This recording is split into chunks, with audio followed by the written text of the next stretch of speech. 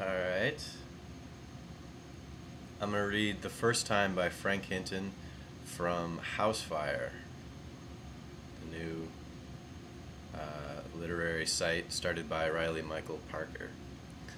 The First Time by Frank Hinton. I'd be a Barbie without him. 6. We were in the playroom. I had Legos and Barbies everywhere. Ryan and I started to wrestle. He pinned me to the ground and I felt something hard in his pants. What is that? My thing. I saw it then like a little thumb beneath his jogging pants. Without asking, he pulled it out and I looked at it and realized I'd just lost something, but I couldn't think of what. I was amazed. 12. Frank and I were playing Chrono Trigger on SNES. He said he had figured out how to time attack it and beat the game in under 16.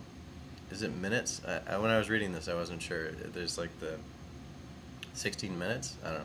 I was impressed, I think. I had just learned the controls of Chrono Trigger. Frank killed the last boss in 15 minutes and we watched the ending, and we watched as credits rolled.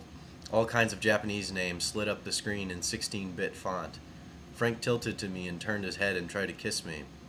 I saw his face coming and thought for a moment that it would be fine to kiss him, and then in another more powerful moment, I saw him as a repulsive, oily-skinned creature that was beyond untouchable. I recoiled. Frank dropped the controller and smiled some crooked thing and crawled onto me as I pulled away. This is probably a bad idea. Frank's breath smelled like vanilla frozen yogurt, which was kind of alright. He came in again, and this time I closed my eyes and risked being eaten by a monster. His lips clamped onto my bottom lip and I stiffened. Then his tongue came forth and wet my bottom lip. I relaxed at the warmth, and when the lip part of me relaxed, the mouth part of me relaxed, and then my entire face relaxed. I opened my mouth for his tongue and brought it in to perform a kind of SeaWorld whale act. Frank slid his body up and fully onto mine. I didn't hear the wooden floor creaking, and I didn't hear the Chrono Trigger ending music. Everything worked. 27. I cut you a paper flower out of a large piece of red paper. I made my cuts in a long single spiral and rolled the spiral up until it formed the shape of a rose, and I taped it and affixed the spiral rose to a sliver of green paper, and I gave you all of that.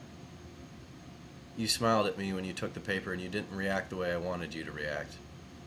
I wanted you to think about it real hard. I wanted you to see the process I put into the rose, not the result. You thought it was a shoddy, childish craft. I found it in your sock drawer to the left with the Lucy's. 9. We all had pet rocks at our school. We didn't have marbles or pogs, we just had pet rocks. Every girl would pick which boy she wanted to have a pet rock with. All of the pretty little cunts politicized their way into a pet rock family with the most desirable boys. I was stuck with Glenn. Glenn was popular and funny, but he had the kind of overbite that makes one resemble a horse. Our pet rock was named Metroid. It was green. We pretended to be good parents, but Glenn and I fought constantly. He wanted to hold hands and I couldn't do it. One weekend when it was my turn to take Metroid home, I dropped the little green rock in the river on the way to piano practice. I hated that rock more than Glenn. 24. I was drunk and the guy shaped me on the bed. I felt like a puzzle being taken apart. He asked me to suck on his tongue instead of kiss. He asked me to lock my joints. I'm like furniture, I thought. It wasn't so bad. The way he broke me wasn't so bad. 18. I was promised a dream. Frank told me we would lie under soft silk quilts and undulate in a mixed glow of lantern and moonlight. It was supposed to be warm and safe and slow. Instead, I got the sound of the rain on a tin roof falling like stones above me. There was no pace to him. Frank entered full of fear, and I felt a ripping, and the room got so cold I shivered the entire time. I was so happy for it to be over. I was happy to be left. We were in a shitty South Shore cottage. Everything smelled of sea. 17. I went to the river and pulled out Metroid. Some specks of green remained. His little sad eyes had been weathered away. I got stoned and took the rock to Glenn's house, and he answered the door, and I laughed when I saw him, but Glenn didn't laugh. Who are you? I told him I had the wrong house, and I put Metroid back in the water. 7. I saw my friend's parents fucking. I knew I was going to be alright. 28. You have hurt me more than anything. I will take you back no matter what.